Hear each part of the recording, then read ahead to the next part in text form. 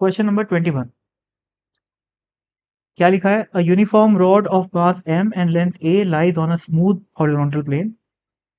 तो इस बोर्ड के प्लेन को अपन लोग हॉरिजॉन्टल मान लेते हैं। तो यहाँ पर रॉड ऐसे लाई कर रही, ठीक, जिसका टोटल मास है m और लेंथ है इसकी a।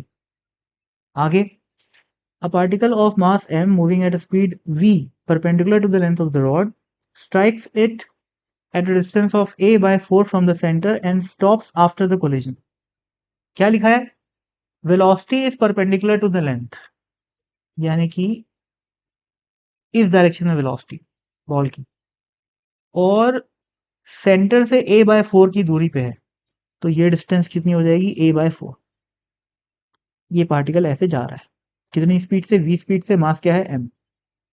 तो दिख रहा है यहाँ पर इसकी वेलोसिटी का डायरेक्शन रॉड के परपेंडिकुलर है और सेंटर से ये वाली जो दूरी है वो a बाय 4 है, जैसा कि दिखा हुआ है। आगे, the velocity of the centre of the rod निकालना है, और the angular velocity of the rod about its centre just after the collision. ठीक है, कोलिजन के बाद कंडीशन दे रखी है भाई कि stops after the rest, after collision. ये बात इंपॉर्टेंट है। कौन? बॉल। तो कोलिजन के बाद कुछ ऐसा दिखाई देगा, ये रॉड है और ये बॉल है, पर बॉल इस बार किस में आ गई है? रेस्ट पे आ गई। अब मोमेंटम का ट्रांसफर तो होगा ऑब्वियसली। रॉड रेस्ट पे आ गई तो सॉरी, बॉल रेस्ट पे आ गई तो अब क्या होएगा? जो अपना रॉड है वो आगे बढ़ेगी।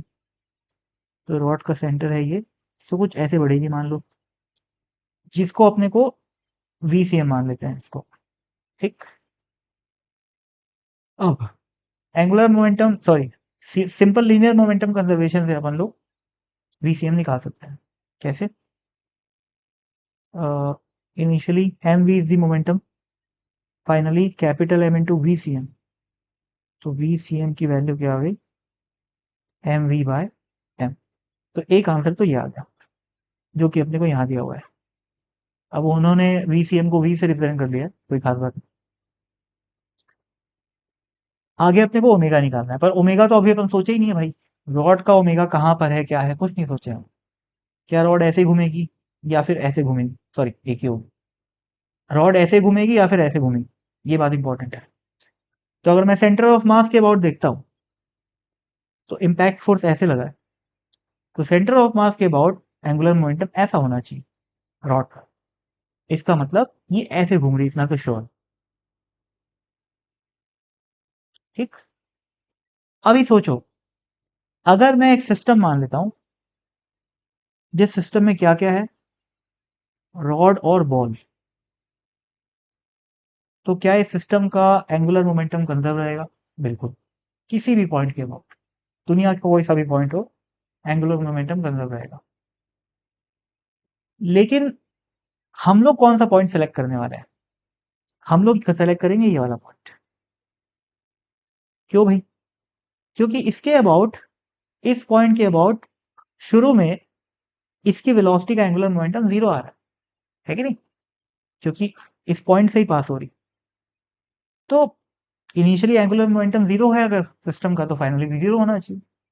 किसके अबाउट? इस पॉइंट के अबाउट, है ना, ये दोनों पॉइंट सेम ही।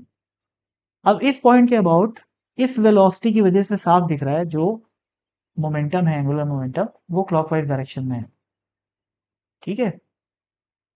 जबकि इस वेलोसिटी का जो मोमेंटम है वो साफ दिख रहा है, ये परपेंडिकुलर डिस्टेंस, तो ये एंटी क्लॉकवाइज डायरेक्शन पे। तो ठीक है भाई, एक दूसरे को कैंसिल आउट कर देगा और angular, net angular momentum zero हो सकता है, ठीक है। तो बिल्कुल ये जो अपन सिचुएशन अज्यूम किए हैं वो बिल्कुल करेक्ट है, ठीक है। तो एक लाइन में मैं क्या बोल सकता हूँ पार्ट बी के लिए, कि इस पॉइंट को कुछ नाम दे दो भाई, ओ नाम दे दो, ठीक है। अबाउट ओ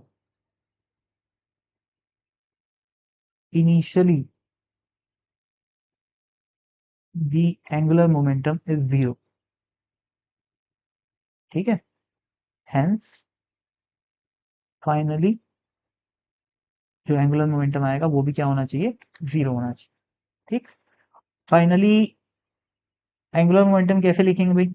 इस वेलोसिटी की वजह से क्लॉकवाइज आ रहा है, क्लॉकवाइज को जनरली अपन नेगेटिव मानते हैं, तो minus capital M centre of mass का into velocity C M into ये वाली डिस्टेंस कितनी हो जाएगी, a/4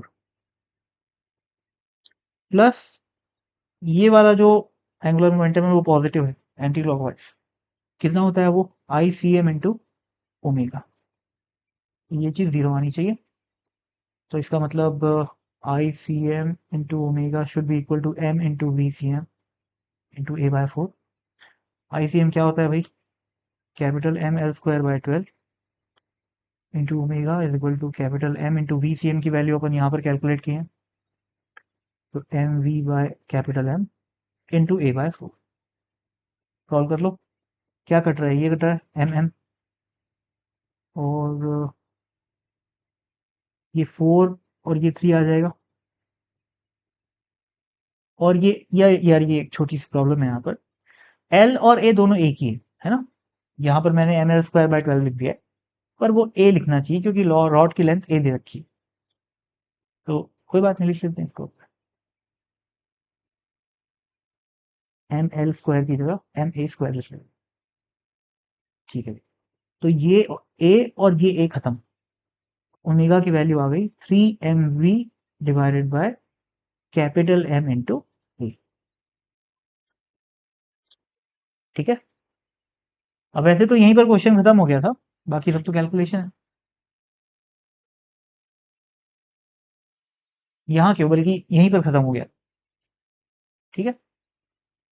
बाकी इसके बाद आप लोग को खुद से करना चाहिए सॉल्व, पर आजकल स्पून फीडिंग का जमाना है ना, तो ठीक है, थैंक यू।